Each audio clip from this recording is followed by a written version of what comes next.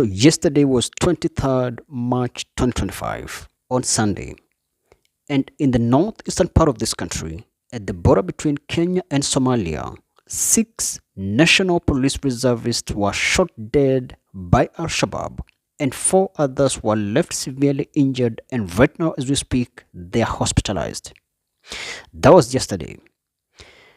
Back in February 3rd, 5 chiefs were abducted by the same Al-Shabaab in the same region, northeastern Kenya, and were taken into Somalia. And up to this day, 24th March, they're still in Somalia. They've not been rescued.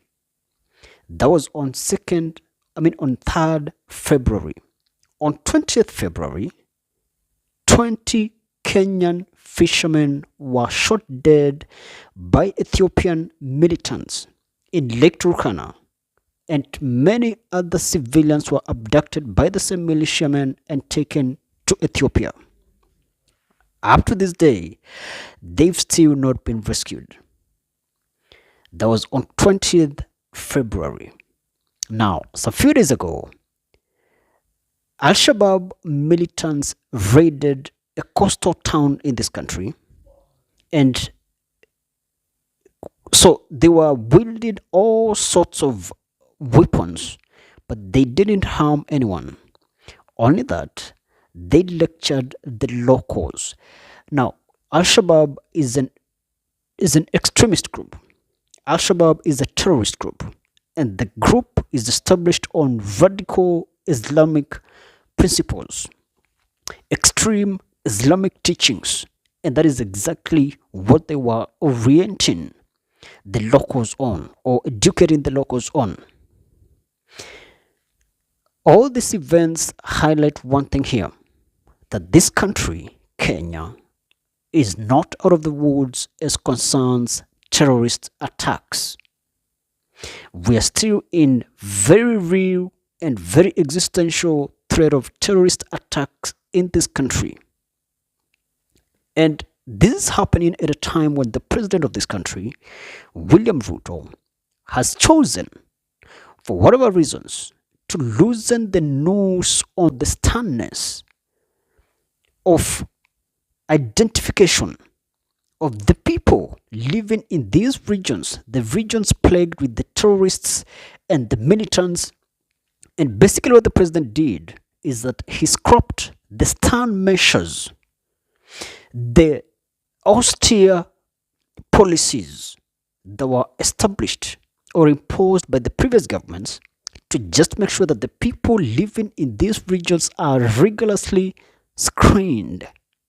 And the foreigners coming into this country, coming by these borders, we're talking about the border between Kenya and Somalia and the border with Ethiopia, that they are rigorously screened as they come into this country. And before they are issued with identification cards, even the people that are born in this country but they come from these regions, before they could be issued with identification cards, they are thoroughly vetted and ascertained and confirmed to be clean civilians, clean members of the society, and not these terrorists and militants that we're hearing about that are killing our people in real time.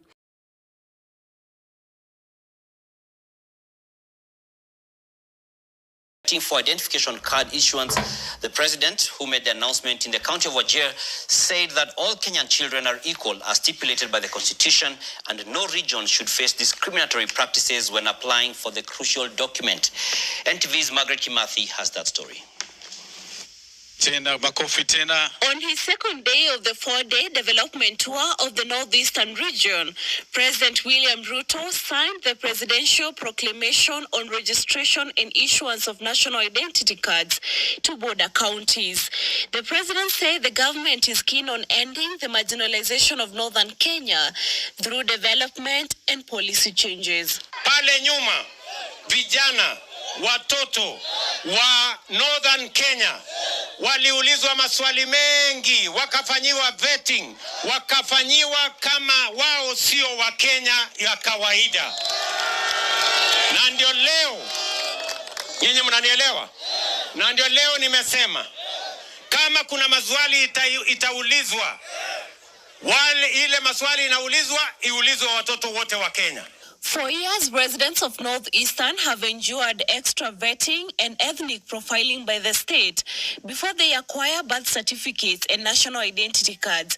Ruto also announced that he would reopen a passport office in Garissa on Thursday, which had been previously closed. That the extra requirements for vetting and ethnic profiling to which persons living within border counties are subjected to during registration and issuance of national identity documents shall be and is hereby discontinued.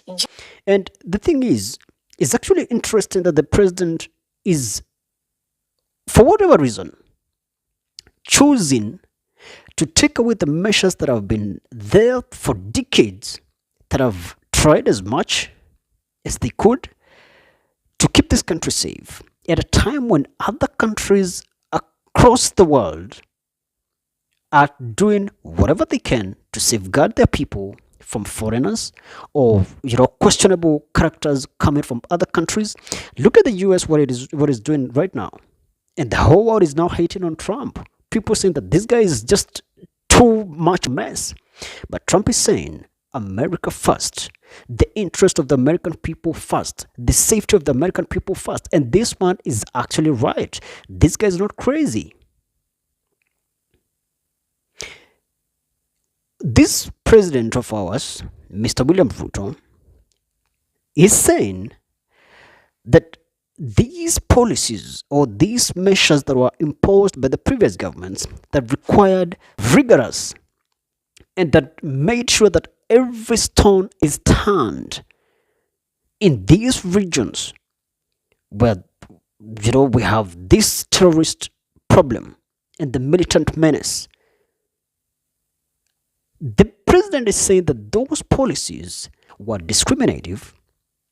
They were meant to marginalize these people, or just for whatever reason ethnically profile them or treat them with some sort of ethnic hostility and unfair treatment. And it was not because there were genuine threats of security, genuine threats of terrorist infiltration into this country. And now he's been proven wrong, and he's been proven wrong in real time and in the worst ways possible.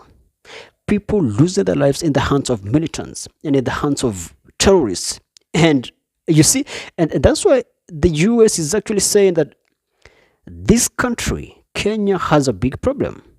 You see, because I don't know how the US does it, but for several times now, the US has issued warning to these people living in this country, and they've always warned them against going to some particular areas of this country, going to some particular regions within this country.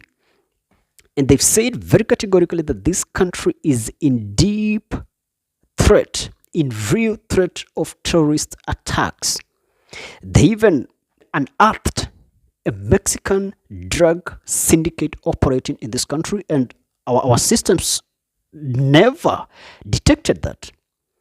Our government never detected that. So I don't know how the US does it, but it is shocking that when other countries are doing whatever they can to safeguard their boundaries and their territories, our country and our president is just opening the borders in so ridiculous ways, and is thinking that he's being democratic and not discriminative, as is alleging on other governments, the previous governments in this country. But democracy is not about opening the borders carelessly and so loosely that you're even risking the lives of the people living in these regions. As a matter of fact, I don't believe that the Somalis in this country actually want the borders so loose. I don't believe they want the borders so porous, because if anything, they've been the primary victims, the primary losers in the cases of the insecurity in those regions. They themselves have lost their lives in the hands of these terrorists. They've lost their properties and their businesses in the hands of these terrorists. They cannot move around freely. They cannot do businesses in these regions. So I don't believe that they too, or they either want the president to open the borders so carelessly, and not the Ethiopians either. Because it's not about ethnicity. I mean, this country has 43 distinct ethnic tribes or ethnic groups. Who would profile and discriminate just 3 or 5? What sense does it make? What logical sense does it make to, ethnically discriminate just 5 groups out of 43? And for what reason? I mean, for what gain? The security threat in these regions is real, and there's no way, there's actually no logical explanation as to why the president would just open the borders so loosely. And you see, the thing is, and everyone is actually believing that the president is doing this for 2027. This is just a personal political interest that is, driving this egotism. It is all egocentric. It is not for the interest of the nation. It is for his personal political interest, his personal political ambition. And he's so crazy in it that he is actually sacrificing the security and the safety of the entire nation to just achieve a personal political goal. It's crazy, but that's what it is. You have your opinion on the same, and you can write for me down there in the comments.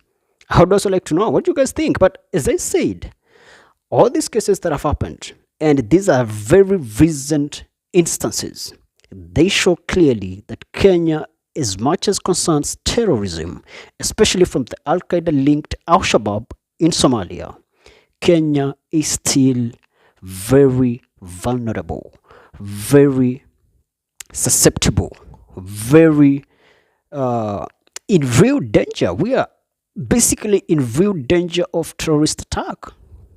That's it for now. Thanks so much for watching. Remember to share, follow, and subscribe.